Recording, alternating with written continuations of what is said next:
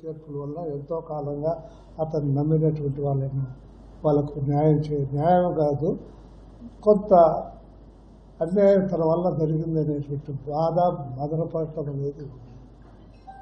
నా ఉద్దేశంలో ఈ బాధలు ఇవన్నీ కూడా రాబోయే రోజులు సర్దుబాటు. పార్టీ అంతా ఏకత్రాటిపైన ఉంది. చంద్రబాబు నాయుడు నాయకత్వాన్ని సమర్థిస్తూ పనిచేస్తుంది అన్నటువంటిది నాకున్నటువంటి అభిప్రాయం. అప్పుడే నిన్నటికి ఈ రోజు కూడా టెన్షన్ తగ్గింది. నిన్న ఉన్నంత టెన్షన్ ఇవాళ లేదు. స్లోగా ఇది వస్తూ ఉంది. దాని తోడు చంద్రబాబు నాయుడు గారు కూడా వీళ్ళందరినీ పిలిపించుకొని మాట్లాడి ఏదో చేస్తున్నారు. మా లాంటి వాళ్ళు ఎవరు ఉంటే మేము కూడా మాట్లాడడానికి ప్రయత్నం చేస్తాం. కాబట్టి ఈ టెన్షన్ అనేది ఇట్ విల్ నాట్ కంటిన్యూ. ఎలక్షన్ల వరకు ఉంటుందని అనుకోవటం లేదు. ఇదంతా కూడా ఒక పొంగు, పాల పొంగు వచ్చేట్టుగా వేడి వస్తానే వచ్చేసింది, చల్లారిపోతుంది. కాబట్టి ఒకటే అందరి ధ్యేయం, జగన్ ఈ వారు రాకూడదు.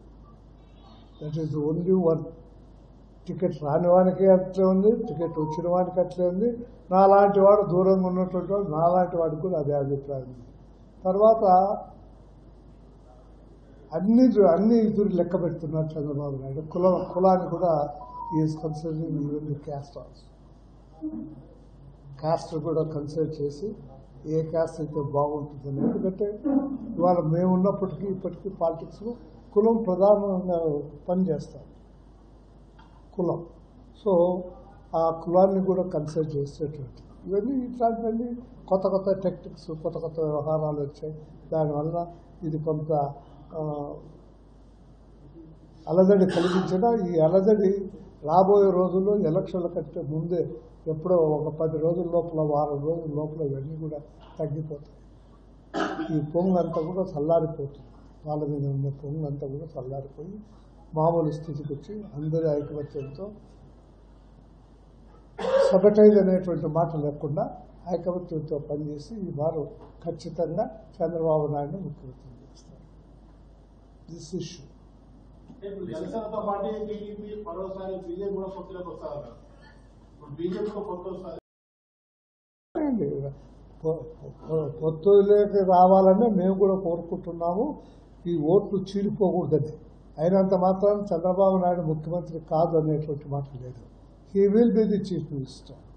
He will be. దాంట్లో ఎవరికి ఏమి అభ్యంతరం ఉండదు. అటు బీజేపీకి కానీ ఇటు పవన్ కళ్యాణ్ కానీ ఏమి అభ్యంతరం ఉండదు. ఈయన స్వార్థం తగ్గించుకోవాలా, ఈయన తన వాళ్ళని కొంత తగ్గించుకొని చేసి మొత్తం మీద ఆ స్థానాన్ని అతనికి దక్కుతుంది నా గాఢమైనటువంటి అభిప్రాయం. కాంగ్రెస్లో వామపక్షాలు అన్ని కలిసి కూడా కూటుగా ఏర్పడి మీరు చెప్తున్నారు ఏదైతే ఉందో ఇప్పుడు సిపిఐ వాళ్ళు, సిపిఎం వాళ్ళు ఏం కొత్త కాదు మాకు. ఇంతకుముందు ఉన్నటువంటి స్నేహ సంబంధాలే ఇప్పుడు ఉన్నాయి. అవి కంటిన్యూ అవుతాయి. చోట ఎక్కడో చోట 1-2 సీట్లు ఇవ్వటము, చేయటము, మేము తగ్గించుకోవటము ఇవన్నీ కూడా జరుగుతాయి. ఇదేం ఫైనల్ అయిపోయింది అనుకోవాల్సిన అవసరం లేదు. ఇంకా వారం 10 రోజులు టైం ఉంది. ఈ వారం 10 రోజుల్లో కూడా ఇంకా సర్దుబాట్లకు 1-2 సీట్లు సర్దుబాటుకు అవకాశం ఉంది. కాంగ్రెస్ వామపక్షాలు పోతున్నాయి. కాంగ్రెస్ వామపక్షాలు వామపక్షాలు కాంగ్రెస్తో పోవాలనే ఒక ఆలోచన ఉంది.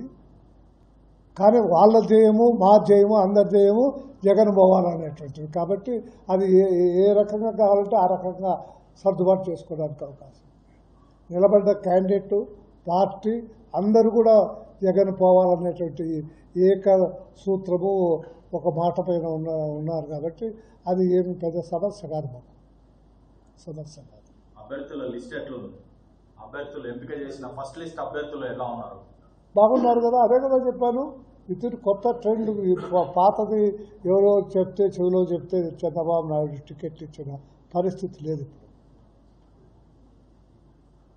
యాక్చువల్ ఫ్యాక్ట్స్ ఫీల్డ్ పోయి ఎవరైతే సరిపోతారో ఎవరైతే సరిపోరు అనేటువంటి చూసి ఇచ్చారు. అందువల్ల కొంతమందికి బాధగా ఉంది, కొన్ని సీట్ల విషయాల్లో బాధగా ఉంది. ఆ బాధను ఆయనకు బాధ ఉంది, అయినా ఏమి చేయలేక తనకు అత్యంత ఆప్తులైనటువంటి వాళ్ళు అయినా కూడా కొంతమందికి సీట్లు డినై చేశారు, ఇవ్వలేదు. ధ్యేయము, గోలు రీచ్ కావాలనేటువంటి ఉద్దేశంతో ఆ రకంగా చేశారు తప్ప ఇండివిజువల్స్ పైన ఏదో ఉండి చేసేదారు. గెలుస్తాడా లేదా, that is the only one criteria. ఆ క్రైటీరియాని బట్టి చేశారు. తెలియదండి, తెలియదు, తెలియదు. I have no idea at all. Approach అయిన మాట కరెక్టే, కానీ ఇస్తాడు ఇవ్వడు అనేటువంటిది ఇంకా ఏమీ చెప్పలేదు. ఎంపీల విషయమే రాలేదు కదా ఇంతవరకు, ఎంపీల విషయమే రాలేదు, ఎంపీల విషయం రాలేదు. మీరేమన్నా కలుస్తారా? నేను కలిసేది ఏమి లేదు. మా బ్రదర్ కలిశాడు, మా అబ్బాయి కలిశాడు. వాళ్ళు చెప్పిన దానికంటే ఎక్కువ నేనేమో ఎక్కువ చెప్తాను. నేను చెప్పేది ఏముండదు ఎక్కువ. అవసరమైతే అక్కడి నుంచి ఒకవేళ కాల్ వస్తే మాత్రం తప్పకుండా వెళ్ళి కలుస్తాను.